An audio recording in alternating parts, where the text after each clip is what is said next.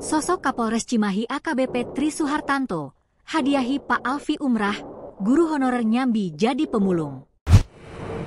Inilah sosok AKBP Tri Suhartanto.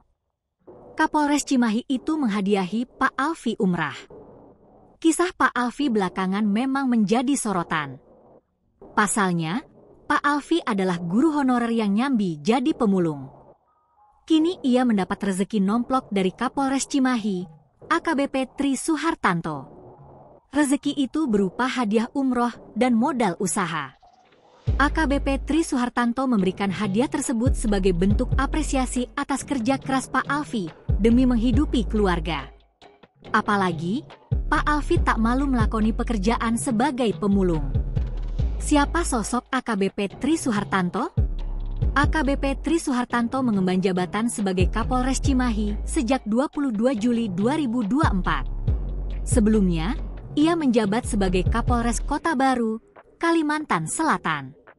Ia pernah menjadi penyidik Komisi Pemberantasan Korupsi, KPK.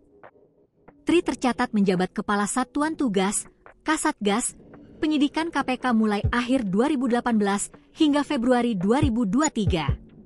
Sebagai penyidik KPK, ia beberapa kali menangani kasus dugaan korupsi yang menarik perhatian publik. Seperti kasus korupsi Mardani Hamaming, Bupati Tanah Bumbu, Kalimantan Selatan periode 2010 hingga 2018. Mardani sendiri telah mendapat vonis berupa 10 tahun penjara karena terbukti melakukan tindak pidana korupsi terkait izin usaha pertambangan di Tanah Bumbu. Mantan Bupati Tanah Bumbu itu juga harus membayar uang pengganti sebesar 110,6 miliar rupiah.